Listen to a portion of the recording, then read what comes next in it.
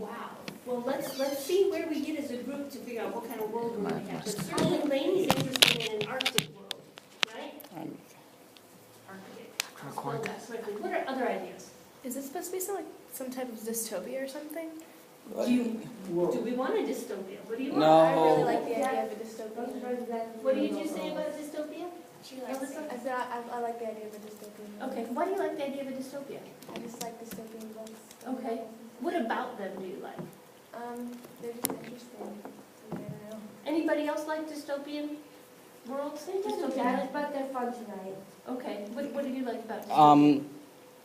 I feel like it naturally creates pressures between people and, the environment. Every day is a struggle, blah, blah, blah. But then it also kind of pushes evolution, it pushes the environment to decay, so it pushes all these things coming. But I think that, what we could do by including dystopia is what Jeff Vandermeer did in Finch, is to just do a culture is taking over another, and that causes a dystopia, like ghettos, for example. Okay. During World War II, those were, dystopian, but still the world was civilized, in case we wanted to juggle both of those. As a compromise, here's your glass. Okay, cool. Okay. Thanks. So I'm gonna get very limited with what I'm able to write up here, but just Okay. keep these ideas going. Yeah? Okay, I'm cool with dystopian, but also, I don't know, I thought it'd be cool to do something like where if you have, I guess really if you focused on one society, like certain societies are very utopian, but outside of the world was dystopian. Okay, so utopia within a dystopia, right? Yeah. Okay. Yeah, you guys, we don't need to express judgment of any of the ideas coming up yet either. Okay, this is not the time to limit what we're doing, it's the time to explode everything and see all the possibilities. Pardon? Fit a cult. Fit a cult? A Yeah. cult, C-U-L-T. Yeah. So, interested in cults? For example, you mentioned like sun goddess? I mean, I kind of feel like we could do that, but I also feel like we shouldn't be basing our world around our found object, because our found object isn't really the important part. At this point, No, guys, I understand. It's At this just point, though, it's just generating ideas. Yeah. Okay, so we're not making any decisions yet. If you can use your found object to come up with ideas at this point, that's awesome. Okay, and we'll just see what we get, and we'll decide together where we want to go when we're finally done this part of it. Yep, Stuart. Maybe a world based with sort of primitive technology. Like if you ever saw 10,000 BC, it's not a very good movie, but you did see some really cool stuff in there that's good for the imagination. And it'd be pretty cool just to think of a world where you're going to limit it to Stone Age or Bronze Age technology. Okay. What's interesting about limiting the technology to you? Well, you just you get a different atmosphere. You get a different world, really. Maybe a more primitive world, in some ways a more savage world. Just It does a good meat. like the difference between the space age and the Stone Age. Okay. so. Are we gonna go for more fantasy rather than sci-fi? Not necessarily fantasy. I don't think we've determined that yet. Yeah. No, we I don't mean- have to determine any of this at this point. Would you tell me, before we get in further in this, tell me what's the difference between fantasy lit and sci-fi? What's the big difference? Or make sure we're all on the same page with how things are defined. Sci-fi is sort of like just a basic, ref Star Trek would pretty much be the basis of sci-fi, I'm guessing. There's a huge differences between them, but they're kind of the same. I don't know. Okay, let's try to get real Like specific. sci-fi is technological, there's a lot of like advanced technology and, very futuristic, I guess, in a way. And fantasy where it can be like in the future, in the past, or whatever, but it's more mystical and magic and stuff Okay, like that. so does it determine what kind of characters you're going to have? Whether you're sci-fi or whether you're fantasy? I mean, Not there's, necessarily. You could place both in either. at their heart, sci-fi and fantasy are really not that different. Like Clark's law, any sufficiently advanced technology is indistinguishable from magic, and any sufficiently explained magic is indistinguishable from technology. So really, you're just kind of using different MacGuffins But then you've got a history of the kind of stereotypes and archetypes that have been built up by different stories over the time, which kind of separates the two genres. Interesting, so it's a matter of mostly convention then, Yeah. and just what kind of things are being used in them. If you read stories, if you've ever read Lovecraft from the 1920s, you know, he was alive before any of those conventions were set up, and his stories are definitely, you know, mixing magic and science fiction Okay, all at the same time. okay. Yeah, but that's just more. So this is a good conversation. So what we do at this point, we're not deciding which is which. And in fact, it's probably a good idea at this point to say, maybe there's no distinction. Let's just see what we can do. We can break down barriers between those two genres if we want. It doesn't matter what we do, okay? Let's not limit ourselves, yep? Okay, and I guess somewhat in agreement with this that like I think a lot of the worlds in previous years and stuff like there's a lot of technological stuff. So I think it would be cool to use less of that, or if we do have technology, so, make it not like the standard technology of what we think will be in the future, but something like we create, like our own Okay. technology that we make up. So if technology is used, use creative technology. So Or magic. Or magic, okay.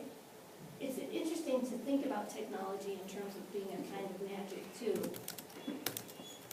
Okay, well, let's go. Let's think of more things here. We could focus on technology for a little while or other aspects. Going off of primitive, that reminded me of this old idea that I came up with last summer, I think. It was, it's called trickle-down magic, where if magic's used, after effects are reverberated onto planes below.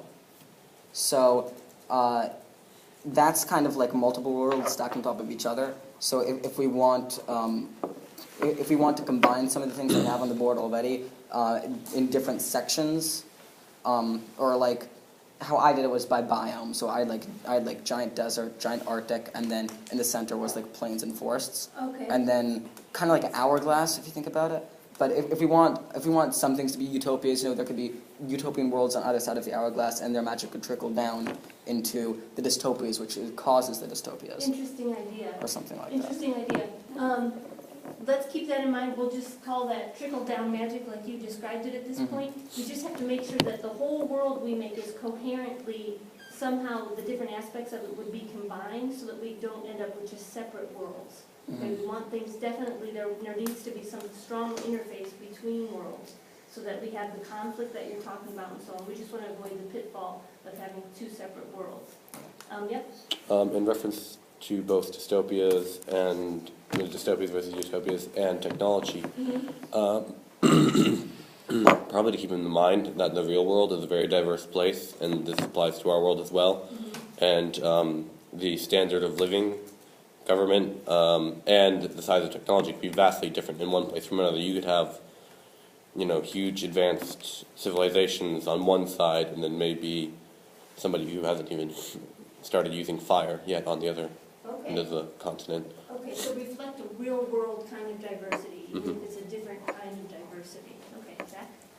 This might not be broad enough for what we're doing right now, but a kind of magic that has kind of been swirling in my head lately has been it's actually something that kind of came to me in a dream. It was a weird dream, but it was you sing to the plants and the trees, and you kind of draw the magic, or you draw sort of spirits out of it that give you magical power. Like Tangled, where the things I haven't seen that. Is it Is that what Tangled? Did that happen in Tangled? Yes. Oh. The lady sings to the girl's hair and it makes her younger because of some flower that she got when she was little. Oh. This was interesting. This was a little different though, singing to the spirits that are in things, and the spirits come out.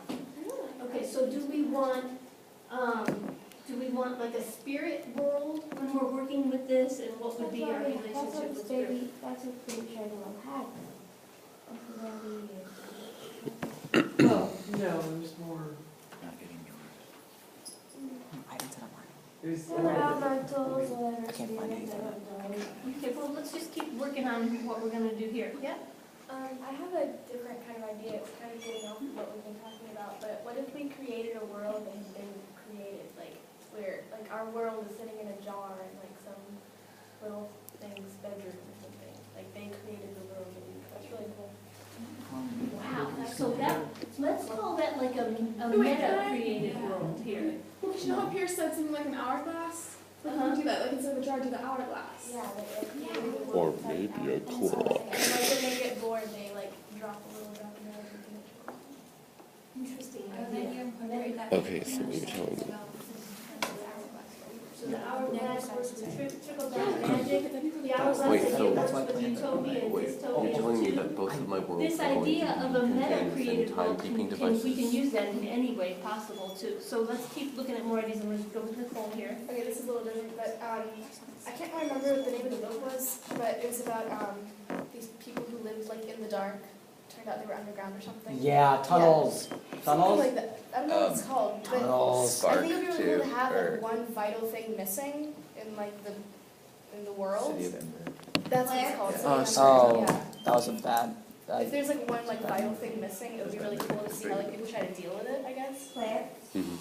So this idea is something that would determine the whole, like, arc of the world, if you look at the world historically, right? Because you're talking story almost already. Or Because it, people would look to, and I'm not saying a bad or good thing, I'm just talking about here. So one vital thing missing, what would be the impact of a vital thing missing, and what could a vital thing possibly be? Plants? Plants could be missing? Yeah. There's all kinds of ideas to come down to when we start thinking about if this is an idea that we can narrow it down into for sure. So Pierce? wow, okay, this is specific. I was going broad. I was just gonna throw it out there that we could always do alternate history. You could do what? Alternate history. Hmm. We could just not make a world and use the world only with a alternate path.